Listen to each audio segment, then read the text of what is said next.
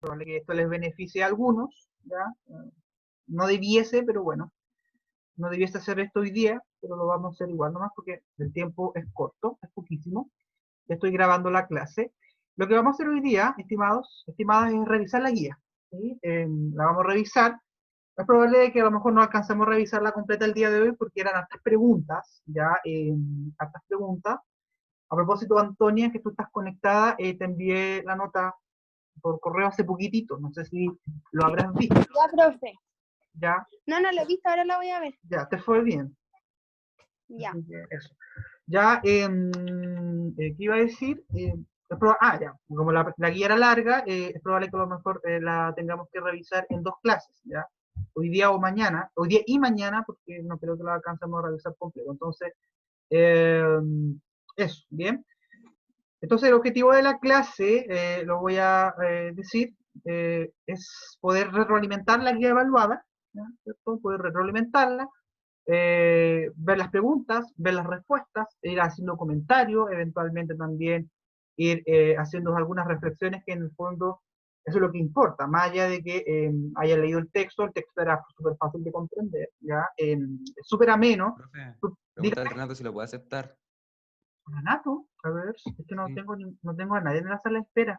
Ah, no, sí, ahí sí, ya ahí sí, dígale que ahí lo acepté. Ya. Ya. Ya es eso, poder realizar las preguntas, las respuestas, las reflexiones, porque no es suficiente, creo yo, leer el texto y responderlo, sino también, en el fondo, las reflexiones que podemos ir sacando de ello, ¿ya? Pregunto para las personas que, no sé, ¿qué les pareció el texto? ¿Qué impresión les da? La sinceridad del corazón, a algunos les gusta, a otros no, es un tema de gusto, ¿ya? ¿Qué opiniones, comentarios antes de iniciar? ¿Qué nos deja? Voy a ayudar medio minuto a ver si alguien quiere. Es un texto como que explica lo que es el Chile feo, lo que vive cada familia, así como con menos beneficios. Uh-huh. Y me gustó, sí, me gustó. Sí, es entretenido. Creo que es un texto que Sí, sale fuera. porque no lo explica de una manera así como cruda, sino que lo explica como en forma chistosa. Es súper, sí, es súper chistoso la forma en cómo narra el protagonista, porque como ustedes se dieron cuenta, es un adolescente, o sea, un niño que va en la transición de la adolescencia. Entonces, la forma en ese sentido en cómo se viene a contar o relatar la historia cambia bastante. Entonces, en ese sentido, como nosotros lo hemos revisado en clase, es bastante realista, ¿sí? O sea, bastante realista, tomando muchas de las características, ahí llegó alguien más, ¿ya? Tomando muchas de las características en el fondo que nosotros realizamos en clase, que es acerca del realismo, y precisamente una de las características que nosotros revisamos acerca del realismo era el uso del lenguaje. Entonces se dieron cuenta que el uso del lenguaje no es ese lenguaje tan formal que siempre estamos acostumbrados a cuando leemos un cuento, leemos una obra, ese lenguaje tan formal al cual siempre tenemos que leer y que de repente es como latero, es como fome, etcétera, sino que esto acá es al contrario. Entonces, en ese sentido, Antonio Escármeta recrea muy bien el personaje, ¿ya? No pasó nada, ¿bien? Quiero, ahí llegó alguien más, el texto lo voy a leer ya brevemente, o sea, la verdad el cuento no es largo, ya, y como también se dieron cuenta de fácil comprensión. De hecho, la guía yo creo que estaba botada de fácil, ya, al igual que la primera, estaba botada de fácil. ¿Por qué estaba fácil? Porque en el fondo, de alguna y otra manera, todas las temáticas que nosotros ya hemos estado abordando y ya estamos prácticamente ya finalizando la unidad, son temáticas que en el fondo son bastante contingentes. Si bien es cierto este texto, la historia que se está contando, relatando, dice relación hace ya mucho tiempo atrás, todo lo que particularmente el tema de la migración, ¿ya? Sobre todo en los contextos de ahora, es bastante actual. ¿Bien? Entonces, en ese sentido, no hace, valga la redundancia, no es coherente o es familiar, ¿cierto? El tema que se está contando. Bien, entonces lo voy a leer, ¿ya? Poniendo atención, sobre todo en la forma en cómo se va narrando, relatando, y eventualmente ahí nos podemos ir haciendo algunos detenimientos. ¿Sí? Dice así. Ah, lo otro, que quería comentar, antes de empezar la lectura, estos textos de todos modos son bastante ideológicos, como ustedes se pueden dar cuenta, ¿ya? Entonces en ese sentido igual me complica un poco este tema de tratar temas muy ideológicos como izquierda-derecha, por el tema de las diversidades de punto de vista, opiniones, cosas por el estilo. Entonces, eh, debo dejar en claro bien ese punto. Dice así, el 11 de septiembre, ¿se me escucha bien? Sí, profe. Sí, porque siento que Sí. Sí, profe. Ya. Si se llegase a escuchar más, por favor díganme, porque me veo, se me está quedando, se me quiere pegar esto. Dice así, el 11 de septiembre hubo un golpe militar en Chile y asesinaron al presidente Allende y murió mucha gente y los aviones le tiraron bombas al Palacio Presidencial y en la casa tenemos una foto grande en colores donde está el patio, el palacio lleno de llamas. La lectura que yo hago es acelerada porque así busca ser relatada. ¿Ya? El 13 de septiembre era mi cumpleaños y mi papi me regaló una guitarra. Yo entonces quería ser cantante. Me gustaban los programas musicales de la televisión y me había dejado el pelo largo y con los amigos del barrio cantábamos en la esquina y queríamos formar un conjunto para tocar las fiestas de los liceos. Pero nunca pude tocar la guitarra porque el día de mi cumpleaños nos cambiamos a la casa de mi tía que estaba enferma y a mi papá supimos que lo andaban buscando para llevárselo preso. Mi papá le escribió después a mi tía y le dijo que vendiera nomás la guitarra porque a mi tía la echaron de su trabajo en el hospital. ¿Sí? Fatal. ¿Sí? Que te echen de un trabajo en tiempo de crisis.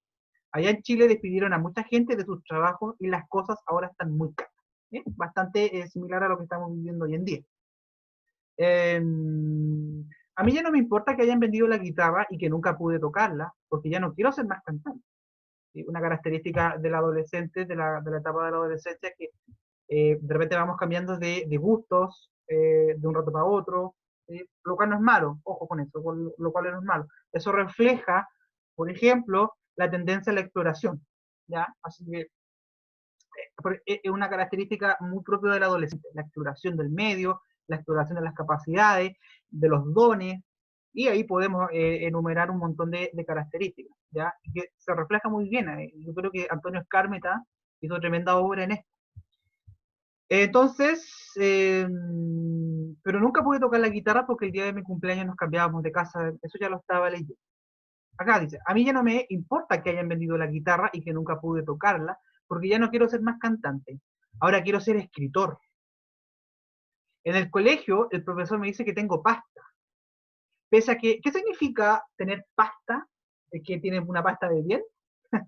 ¿Qué, qué significa tener pasta? Talento. Talento. Talento. Exactamente, talento. Eso significa tener pasta. ¿Sí? Es una expresión bien coloquial, ¿ya? Informal. Obviamente eso no significa que está malo o que una persona habla mal, son dichos populares. ¿Sí? Pese a que no puedo escribir bien el alemán. Claro que yo pienso que eso tiene remedio, porque cuando llegamos con mi papi, mi mamá y mi hermano chico, ninguno sabía hablar el alemán. No es que ahora yo me crea Goethe, Goethe es un autor, ¿ya? Pero de defenderme me defiendo. Además tengo una amiga alemana, con la Edith nos vemos todos los días desde hace 3 meses. Estamos en el mismo colegio y después de clase yo voy a visitarla y lo que más me gusta es cuando nos quedamos solos en la casa, mira el picarón, en que nos ponemos colorados de tanto abrazarnos y besarnos. Ya, dice después, yo los sábados voy a ver a jugar a Hedga al Olympia Station y no estoy muy conforme con la campaña del equipo. Mi jugador predilecto era Kost, un nombre alemán. Lástima que Hedga lo vendiera.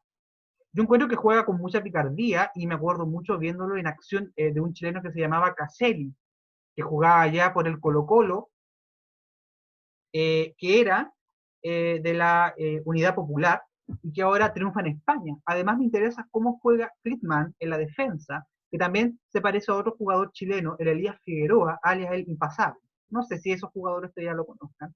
Yo no los conozco, solamente a Caselli, pero Elías Figueroa no tengo idea quién es. Dice, me gusta mucho cuando Jerga gana y me da pena cuando pierde, pero no soy de los fanáticos que van al estadio con bandera y trompetas y que se coloca la camisa del Hertha. En mi familia todos somos del Hertha. Mi papi está convencido que un gobierno como el de la Junta Militar chilena tiene que caer muy luego porque nadie en el mundo los quiere y la gente allá sufre mucho. Fíjate el cambio de tema abrupto. Estaba hablando de los equipos de fútbol, de los jugadores, etcétera, y de un rato para otro vuelve al tema político. ¿Sí? Otra de las características en el fondo que se reflejan en el realismo y lo que tiene que ver un poco con el cambio de tema abrupto, en el fondo, en la forma acelerada en cómo se está relatando la historia. ¿Sí? Propio entonces de las características del... yo lo conozco, juega en Chile. ¿A quién? ¿A qué te refieres? ¿Ya? Por mientras que me escribe, lo voy a seguir leyendo. En el colegio, antes ninguno de mis clases sabía dónde quedaba Chile. ¿Sí? Dicen que Chile es un país muy poco conocido. ¿Están de acuerdo con eso? Chile es un país muy poco conocido. ¿Qué percepción les da eso? Porque dice ahí, en el colegio, antes ninguno de mi clase sabía dónde quedaba Chile. ¿Realmente eso es verdad? Se dice que Chile es un país que es bien poco conocido. ¿Qué opinan ustedes al respecto? Yo diría que sí. Sí, yo también tengo la misma percepción. ¿Sí? Y lo más triste de la historia, cuando veamos más adelante, vamos a ver un tema de prejuicio, estereotipo. Si es Chile es conocido para mal. ¿Sí? Por ejemplo, uno de los estereotipos que tenemos los chilenos que somos ladrones.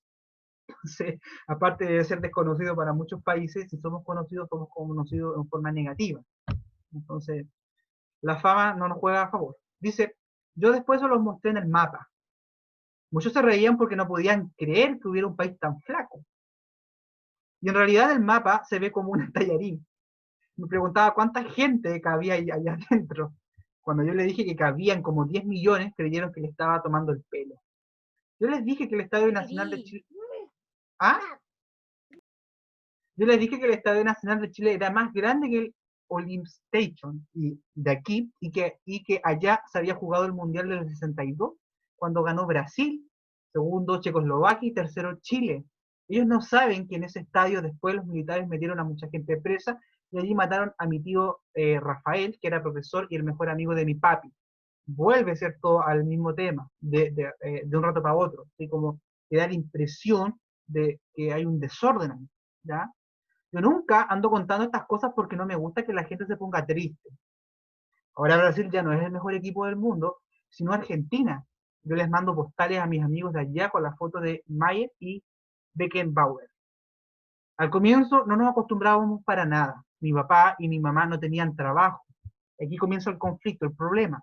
Mi hermano chico se enfermó con mucha fiebre por el cambio de clima y vivíamos en una pieza los cuatro en el departamento de un amigo alemán que había estado en Chile. Mi mami era la que sufría porque allá teníamos una casita con patio y ñuñoa, con hartas piezas, y cada uno tenía un lugar para hacer lo que quería. A mí, el que más me molesta es mi hermano chico, que entiende poco alemán, y cada vez que vemos la televisión, me pregunta a cada rato qué está pasando, y yo me pongo a traducirlo. Y entonces no oigo yo a los actores y mi hermano me sigue jodiendo con que le explique hasta que tengo que pegarle un coscorrón y se pone a llorar y mi mamá me pega un coscorrón a mí y se pone de mal humor y reta a mi papá y el viejo estaba cansado porque venía de buscar trabajo y mi mamá salía con que no podía seguir así, que ya se iba a Chile, que no tenía nada que hacer aquí y mi papá se iba a acostar sin comer. Fíjate el enredo que se forma, ¿ya? Acá en invierno se oscurece muy temprano. Cuando salimos de la escuela con Edith en diciembre ya casi no hay luz. A nosotros nos conviene bastante eso. Siempre sabemos dónde hay algunos lugares más o menos oscuros para meternos un ratito. En Chile la noche es muy corta.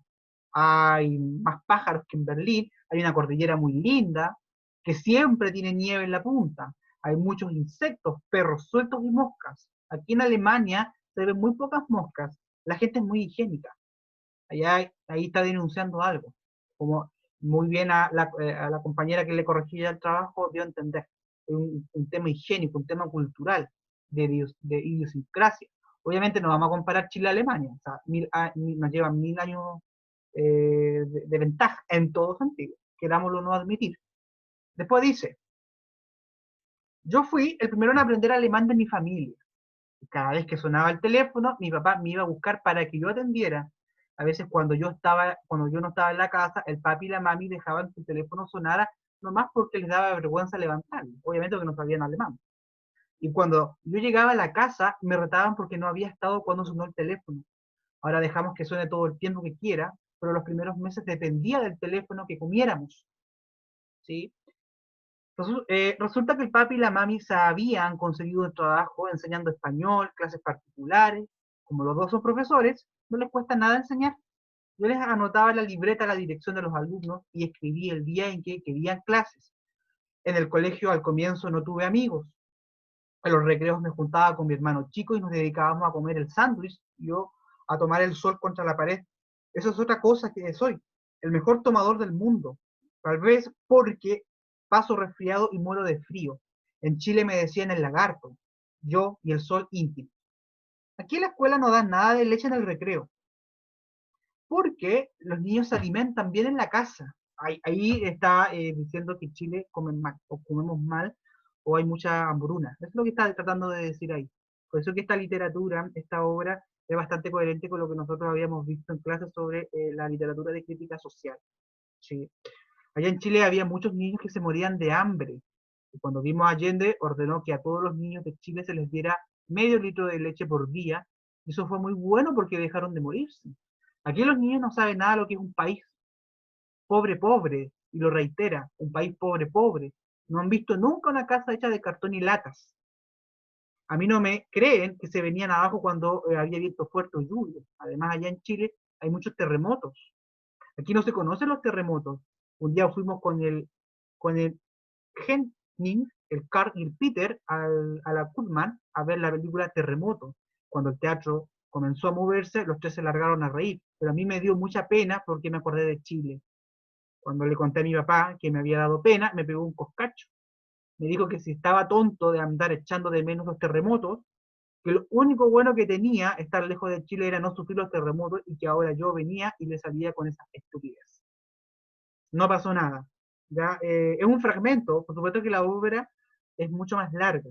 ¿Ya? Y como comentábamos al principio, lo que está haciendo esta literatura en el fondo es reflejar una triste realidad, una realidad social, no tan solamente con un tema más ideológico, ojo con eso, que si bien es cierto, la obra que nosotros estamos leyendo refleja una problemática ideológica, refleja otros problemas más crudos como los problemas sociales, visto como el subdesarrollo, casas de lata, es decir, el campamento, la pobreza, la hambruna, entre otras de las características. Si bien es cierto, y creo que fue una de las respuestas que yo leí en uno de los trabajos que me enviaron, la forma en cómo está siendo relatada el cuento es bastante atractiva, chistosa, ¿cierto? Como tal vez lo quisiéramos describir, está hablando puras realidades crudas.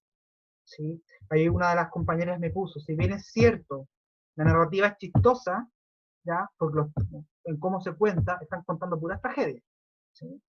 Eso de alguna otra manera, el efecto que viene a producir es amortiguar un poco, tal vez, las grandes problemáticas que se están reflejando o que se buscan reflejar en este cuento, ¿ya? O esta novela, el fragmento que nosotros acabamos de leer. Bien, vamos a ver las preguntas, chiquillos. Si no hay ningún comentario, o sea, un comentario, por supuesto, me lo tienen que, me interrumpen nomás y no va a haber ningún problema, ¿ya? Entonces, vamos a ir revisando la primera pregunta, que dice así, ¿ya? Dice, ¿quién narra la historia? Explica citando un pasaje del texto o explicando la forma en cómo se narra la historia. Esta pregunta tenía 3 puntos, ¿ya? Por supuesto que como nosotros ya nos dimos cuenta, quien está narrando la historia es un niño, ¿ya? En transición a la etapa de la adolescencia, ¿ya? Eso es bastante coherente con la imagen que yo estoy mostrando ahora. Él es el protagonista, ¿bien? Es un niño, pero como nosotros estamos viendo, está pasando a la transición a la adolescencia. Y con todos los cambios que eso produce, por ejemplo, nosotros veíamos en el cuento que el chico es bastante picarón, ya se da el tiempo, dentro de todas las cosas que nos contaba, se da el tiempo en el fondo también de contar sus primeras aventuras amorosas. ¿Sí? Esto es así porque el narrador dice que su profesor del colegio le dijo que tenía pasta para escritor. ¿Ya? Estamos hablando por lo tanto, de un contexto escolar, en base a lo que viene a rodear y a caracterizar, ¿cierto?, al narrador, al nombrar a los padres como mi papi, mi mami, que no es exclusivo, pero por lo general los niños o los chicos que ya están pasando a la transición a la adolescencia, le dicen papi, mi mami, ¿ya? La forma en cómo se usa el lenguaje.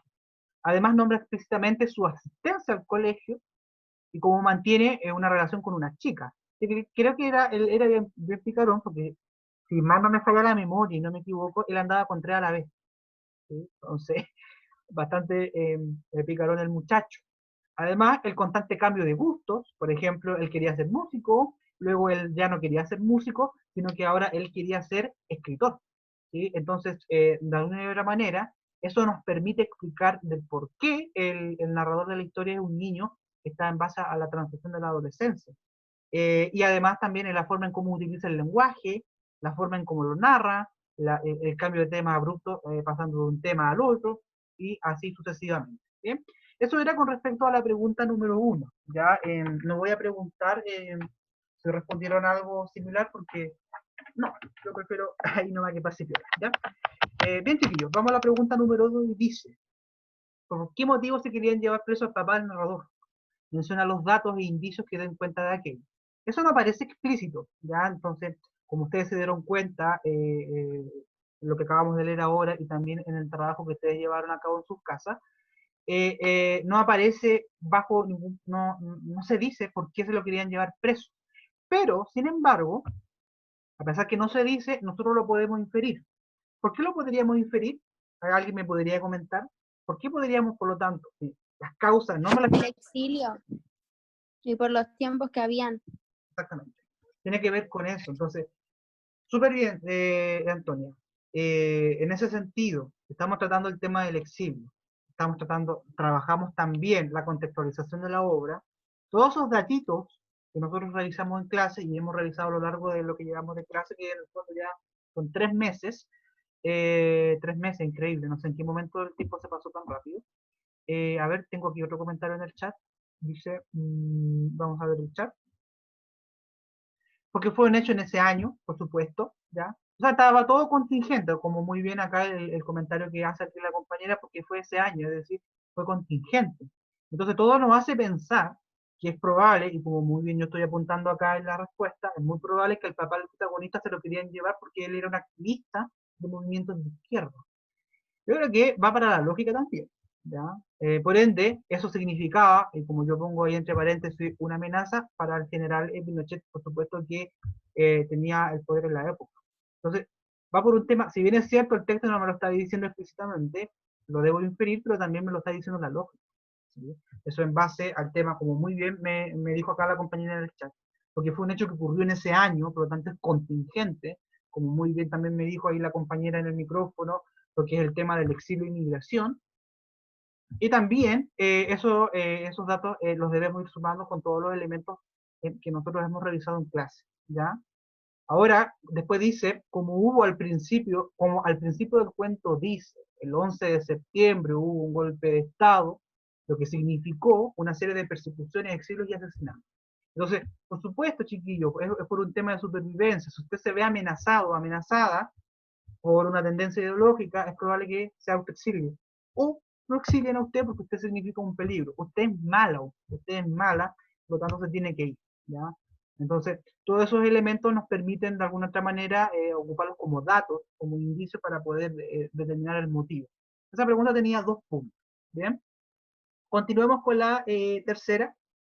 Dice lo siguiente: ¿cómo definiría el estado de ánimo de la familia una vez que se encuentra en Alemania?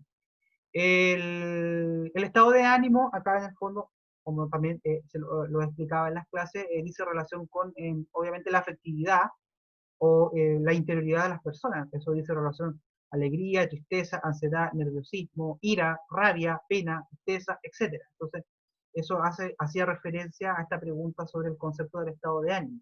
Y por supuesto, que como también nosotros lo hemos revisado en clases, no era el mejor, porque que te exilian o que te autoexilies o que tengas que dejar tu país simplemente tal, a tu familia, a tus amigos, no creo que sea algo muy feliz para la persona, ¿ya?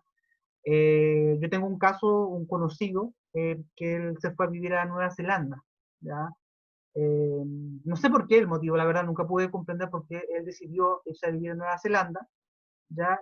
Pero él se quería ir, pero me decía, obviamente, que estaba completamente triste y que hasta los días de hoy echa de menos Chile, ¿sí? Considerando que Nueva Zelanda es un país bastante más avanzado que Chile en muchos sentidos. Entonces, por supuesto, tomamos todos esos elementos y aplicamos también la lógica, no van a estar contentos, muertos de la risa, celebrando el tremendo carrete porque ahora estamos viviendo en Alemania. Jamás, eso no va a suceder, nunca. ¿Bien? Entonces, en ese sentido, el estado de ánimo que se puede inferir ahí es complejo. ¿Sí? Por un lado, como lo estoy diciendo ahí en la diapositiva, se aprecia mucha tensión. La familia pelea, pero no pelea porque obviamente se están llevando mal, pero esa tensión dice relación con la problemática que ellos están viviendo. No tan solamente porque están exiliados en Alemania, sino también porque ellos se encuentran en peligro. ¿Sí? Independiente de que ahora estén viviendo en otro país, siempre va a existir el peligro de que te pase algo malo, incluso pierdas la vida. ¿Ya? Entonces se aprecia mucha tensión y hay mucho nerviosismo en la relación familiar.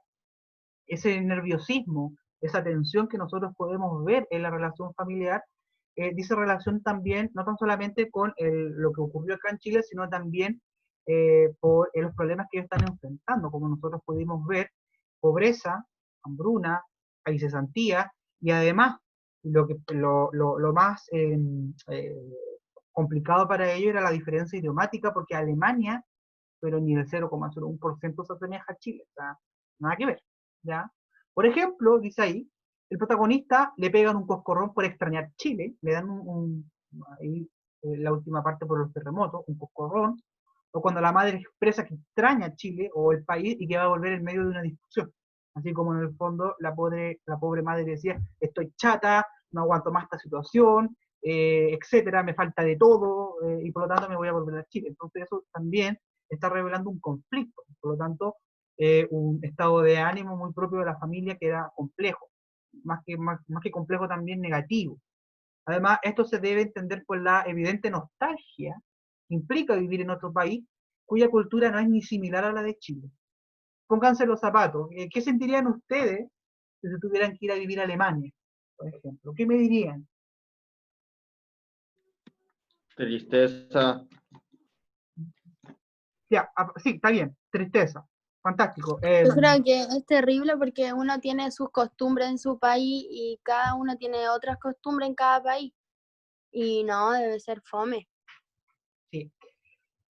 La Y diferencia aparte los niños también como que decían que el país chileno era un país más sísmico, entonces ahí no había, cuando habían terremotos, entonces habían como discusiones también que tenían entre países y él extrañaba su país. exactamente. Y tú acabas de decir algo que dice relación con la diferencia cultural. Entonces, tú vas a vivir a un país que no se parece en nada a Chile, ni Brasil. Por ejemplo, me pasó una vez, cuando yo trabajaba en el otro liceo, me comentaba una psicopedagoga, ella viajó a Brasil con la familia, no sé con quién. Entonces, aquí en Chile, las personas que fuman, ¿ya? Por lo general, terminan de fumar su cigarro, lo dejan en el suelo, lo pisan y ahí quedó la colilla. ¿Ya? No sé si en Brasil o en otro país. La cosa que ella, como fuma, tenía esa costumbre de terminar de fumar el cigarro, botaba el cigarro en el piso, lo pisaba, ¿ya? Y se iba. Y ella hizo eso en el otro país y se la llevaron presa, ¿sí? Porque en otros países es un delito, ¿ya? Por ejemplo, botar una colilla de cigarro y dejarlo ahí. Nadie te va a decir que no fumes, ¿sí? Pero botar la colilla, eso demuestra, pero por ejemplo, aplicado en todo este tema, una falta de higiene para otros países. Entonces, es complejo. ¿Ah? Estás chocando con distintas culturas y por lo tanto costumbres, ¿sí? Entonces, todos estos elementos, como tú me estabas diciendo recién, se reflejan. Y por supuesto también, como decía el compañero, tristeza, obviamente. ¿Sí? Tristeza, nostalgia, angustia. Todas esas cosas negativas que tristemente sí ocurren. Con respecto a la pregunta número 4, esa tenía 3 puntos y decía lo siguiente. Las diferencias culturales entre Chile y Alemania que se pueden desprender del texto leído. ¿Sí? O sea, es decir, que era lo que a partir, porque damos por sentado que nosotros conocemos que en Chile y Alemania hay diferencias brutales, lejos, ¿bien? Bien, fantástico. Esto lo podemos deducir, ¿sí? Porque es un conocimiento de mundo, un conocimiento popular, etc. Pero lo que el texto arrojaba, y bueno, decía mucho, ¿sí? Decía mucho, yo pongo eso. Por un lado, porque el protagonista dice que Alemania es 1000 veces más higiénico que Chile. O sea, está diciendo que Chile somos sucios, somos poco higiénicos, porque se ve, por ejemplo, menos moscas. ¿Ya? O sea, ¿esto qué quiere decir? Que en Alemania no hay moscas o hay muy pocas moscas. ¿Ya? Y aunque sea súper chistoso ese tema de las moscas, o sea, cuando una mosca es una mosca. ¿Ya? y aunque lo relate de forma chistosa, en el fondo está diciendo de que Chile, por ejemplo, las conductas más higiénicas del chileno dejan bastante que desear. El mismo caso que yo le estaba poniendo recién, acá la gente que fuma bota la colilla en el piso, en otros países eso no ocurre. O sea, y pobre que lo hagas. ¿Ya? Profe, yo puse que en Chile hay más pobreza y en ese tiempo era un país más de derecha y era un poco más humillador, que había más insectos y con un poco más de oportunidades, ya que las personas no tenían la pobreza máxima, como en los colegios que le daban leche a los niños. Y era un país sísmico. Y en Alemania en ese entonces no había tanta pobreza, cambios climáticos muy fuertes, gente más higiénica, no sabe lo que es la pobreza según los niños. Sí. Porque no sabían, no es como un país tan pobre, Claro. hay como más oportunidades. Sí, hay más oportunidades porque tienen mayor progreso. ¿Te fijas? Por eso, ni el 0,1% entre Chile y Alemania. ¿Ya? Bien, sí. De hecho, creo que ahí te puse puntaje total. Te puse el puntaje completo en la 4, porque yo hace poco revisé tu guía y ya. Eso. Y además, por ejemplo, la existencia de campamentos, lo que, por ejemplo, se ve en la última parte del cuento. En Alemania no le podían creer a él que había casas hechas de lata, de cartón poco menos, y que cuando había mucho viento se volaban. O sea, en el fondo es como, de verdad, ¿no? O sea, en el fondo tú estás bromeando, estás contando puras mentiras, eso no existe, etcétera. ¿Ya? Triste pero cierto. Ahora, afortunadamente, por supuesto, lo que es el porcentaje de la existencia de campamentos ha bajado, ¿ya? Pero siguen existiendo. ¿Sí? No sé si en Alemania, desconozco efectivamente el dato, pero no sé si en Alemania existen en realidades así tan crudas, ¿ya? Bien. Vamos a revisar la última pregunta porque ya estamos próximos a terminar, ¿ya? Dice 5, esta tenía 5 puntos. El exilio siempre es causa de problemas para los exiliados, obviamente, lo hemos conversado, lo hemos reflexionado, lo hemos visto también en otras obras. En el caso de la familia del texto, ¿cuáles son los problemas que deben enfrentar y cómo esto les afecta en sus relaciones familiares? Ya sabemos que es muy complejo, es muy triste, se pelean, coscachos van, coscachos vienen, etc. ¿Ya? Particularmente el texto nos dice lo siguiente. Los problemas que debe enfrentar la familia de la diferencia idiomática, esa es la primera barrera. Por último, tú hubiese ido a países ingleses, ya algo cachamos, y así como hablar inglés, como que hay bastante, o sea, no es 100%, pero tienen a haber mayores semejanzas entre el español y el inglés por algunas palabras. Pero hablar alemán, ¿ya? Ni con un curso tal vez uno alcanza a aprender a la perfección. La barrera idiomática, chiquillos, es un gran problema porque en el fondo te deja la incomunicación total, ¿sí? Es como que a usted la encierren en un cuarto con llave, le quiten la llave, la dejen sola. Por mucho que hable, grite, trate de comunicarse, no le van a entender, no la van a pescar, porque la barrera idiomática, y eso afecta mucho a todos estos temas que nosotros estamos tratando, es un gran problema, ¿ya?